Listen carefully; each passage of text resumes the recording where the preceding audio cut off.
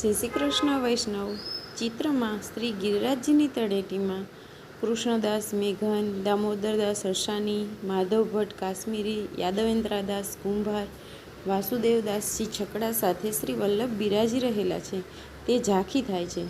ચિત્ર અનુરૂપ શ્રી વલ્લભના 3 પ્રકારના સેવકોના પ્રસંગનું ટૂંકમાં વર્ણન કરેલ છે.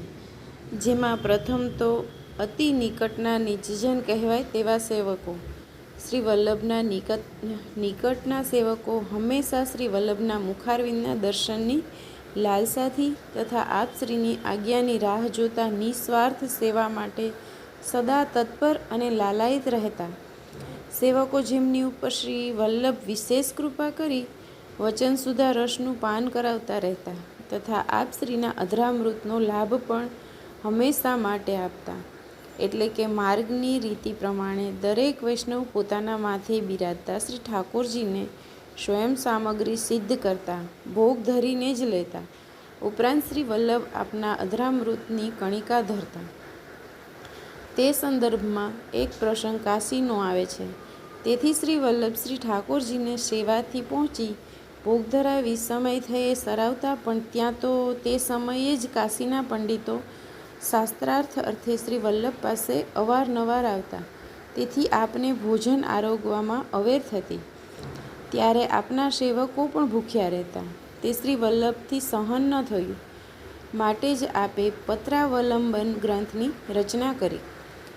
વિશ્વેશ્વર મહાદેવજીના મંદિરની પાસે ચોંટાડી દીધો હતો અને ત્યાં જાહેરાત કરવામાં આવી હતી કે જે કોઈ પંડિત શ્રી વલ્લભ સાથે શાસ્ત્રાર્થ કરવા ઈચ્છુક હોય તેમણે પ્રથમ આ પત્રાવલંબન ગ્રંથ જોઈ લેવો, જેથી શાસ્ત્રાર્થ કરવા આવનાર પ્રથમ આ ગ્રંથ વાંચવાની સાથે જ સર્વ સમાધાન થઈ જતા આપશ્રી પાસે શાસ્ત્રાર્થ માટે આવતા જ નહીં. તેથી શ્રી વલ્લભ સમયસર ભોજન લઈ શકતા. ત્યારે આપના સેવકો પ્રસાદ લેતા. હવે બીજો એક પ્રસંગ. જે સેવકો આવે છે તે શ્રીનાથજીના મંદિરના મુખ્ય ભીતરિયાનો આવે છે.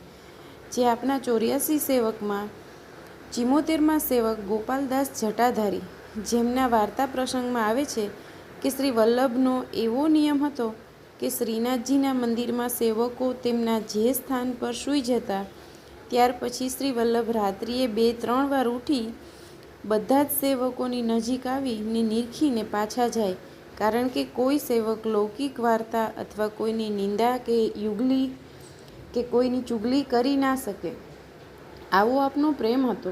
હવે ત્રીજો પ્રસંગ, જેમાં કોઈ સાધારણ વૈષ્ણવ જો શ્રી વલ્લભને નિકટતમ સેવક થવાની ઈચ્છા કરે તો ત્યારે શ્રી વલ્લભ તેની શું આજ્ઞા કરતા તે પ્રસંગ આપના 84 સેવકોમાં 53મા સેવક ભગવાનદાસ સાંચોરા, જેમની વાર્તામાં આવે છે કે જ્યારે તેમનો બ્રહ્મસંબંધ થયો ત્યારે ભગવાનદાસજીએ કહ્યું કે મહારાજ, મારું મન આપની સાથે રહી અને આપની સેવા કરવાનું છે.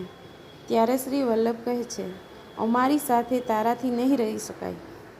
અનેક અપરાધ જીવથી થતા હોય છે, તેથી ક્યારેક અમે તારા પર અપ્રસન્ન થઈ જઈએ તો તને ભગવત પ્રાપ્તિમાં અંતરાય પડે. એટલે કે બીજા અમુક જન્મ લઈ પછી લીલામાં પ્રાપ્તિ થાય. અને પછી આપે કહ્યું કે આ અમારી સાથેના વૈષ્ણવો તો અમારા સ્વભાવ જાણીને અમારી સાથે રહી શકે છે. આ સેવકો અમારી પાસે રહેવા લાયક છે. તેવા સેવકોની ઝાંખી ચિત્રમાં થઈ રહી છે. શ્રી વલ્લભાધીશ કી જય.